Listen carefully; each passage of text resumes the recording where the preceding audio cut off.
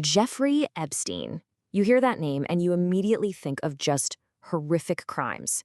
But today, we're not just going to recount the atrocities. In this explainer, we're going deeper. We're going to deconstruct the system he built. We're going to break down the dark business structure and the financial machinery that let one man get a stranglehold on some of the most powerful people in the world. And get this wasn't some backroom rumor. This was a future president of the United States saying this out loud on the record in a major magazine. I mean, that's just a shocking thing to say, and it points to a really disturbing truth. Epstein's whole world, it was kind of an open secret. And it makes you ask a much, much bigger question. So this is the real mystery we're unpacking, isn't it? How on earth does a guy like this, a known predator, get a VIP pass to hang out with presidents, princes, and tech billionaires? How does he end up at the very center of global power? Well, the answer isn't just about his crimes, it's about the masterfully built system of control he created. To really understand this machine, you've got to follow the money. It always starts with the money. But the story of how Epstein got his wealth, well, it's probably not what you think. So, first things first, forget this whole myth of Epstein being some kind of Wall Street genius. The sources are pretty clear on this. From the very beginning, Jeffrey Epstein was a con artist, pure and simple. His big break, his foot in the door at a major investment bank like Bear Stearns, he got it with a completely fake resume. He didn't even graduate from college. This wasn't some brilliant financial mind at work. It was just pure deception, right from the start. Okay, so if he wasn't a brilliant investor, where did all that cash come from?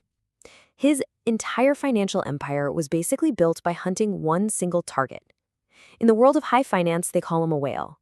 And Epstein's whale was Leslie Wexner, the billionaire founder of Victoria's Secret and at the time, one of the richest men in America. So how did he actually get control of the money? Epstein somehow convinced Wexner to give him something that's almost unheard of: full power of attorney. Now, think about what this means. Epstein could sign checks in Wexner's name, he could sell Wexner's property, he could move millions of dollars around, even take out loans, all without even needing a yes from Wexner. That Manhattan mansion, the private jet they called the Lolita Express, all the cash for his schemes, it was all Wexner's money, but Epstein had the keys to the kingdom. Okay, so now he's got access to an insane amount of money, basically a bottomless bank account. But here's the thing, money can't buy you everything. To get into the rooms he really wanted to be in with the truly powerful, he needed to buy something else. He needed to buy legitimacy. And you gotta understand, people like Bill Gates or the late Stephen Hawking didn't need Epstein's cash. Their fortunes dwarfed whatever he was playing with. No, what they wanted was something money couldn't directly buy. They wanted intellectual validation, they wanted recognition from their peers, and access to the most exclusive clubs in the world. And Epstein, he understood this perfectly. So he came up with this brilliant and frankly sinister strategy. You could call it science as a cover. He'd throw millions of dollars at big universities like Harvard and MIT, funding niche scientific research. And what did he want in return? An invitation to the conference, an introduction to the big-name scientist. It was his back door into the world of the intellectual elite. He was laundering his criminal reputation. And you know what? It worked. When people saw a picture of him with Bill Gates, they didn't see a predator. They saw a fellow philanthropist. So, let's recap. He's got the money, he's got the access. Now for the final, most twisted piece of this whole machine, turning that access into absolute, unbreakable control. He lured these powerful people to his private island, Little St. James, with one promise that they just couldn't resist: total, complete privacy. It was sold as a playground for the powerful, a place with no rules, no press, and no consequences. A place where they could do anything they wanted, thinking nobody would ever know. Except that whole promise of privacy, it was a total lie. The entire island was a surveillance trap. When the authorities finally raided the place, they found hidden cameras everywhere. In the bedrooms, the massage rooms, literally everywhere. Every single thing was being recorded. And here is the absolute key to his power. He was building a massive library of what's known as compromat. It's a term for compromising material, videos, photos, that you collect on someone powerful so you can blackmail them or just make sure they stay loyal. This guy wasn't just throwing parties. He was running an intelligence operation, collecting a treasure trove of blackmail material on the world's most powerful people. This was his weapon. This was his shield.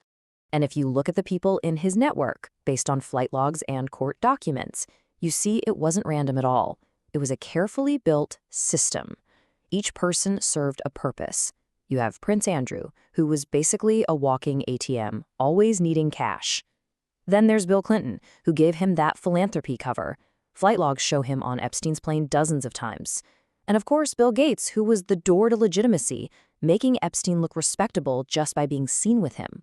So, Epstein's dead now, and it would be easy to think, okay, problem solved. But if you believe that, you're missing the entire point of this story.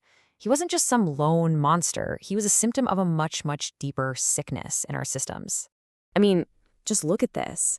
His entire operation was made possible by some of the biggest banks on the planet. JP Morgan and Deutsche Bank had to pay out hundreds of millions in fines. And why'd they have to pay out? Because it came out that they knew. They knew for years that his transactions looked incredibly suspicious, but they just kept cashing the checks. The very system that's supposed to stop this kind of thing was helping him.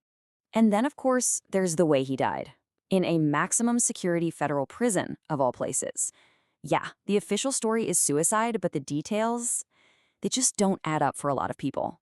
The cameras outside his cell just so happened to malfunction. The two guards on duty both fell asleep at the same time. Convenient, right? It pretty much guarantees that whatever secrets he was holding, well, they're buried with him. And that leaves us with one final and honestly pretty chilling question. With Epstein gone, is that network he spent decades building really gone too? Or was he just one part of a bigger machine? Are there other operators out there right now running the exact same playbook of money, access, and blackmail? Because the system that allowed him to exist, it's still here. And that might be the most terrifying part of this whole story.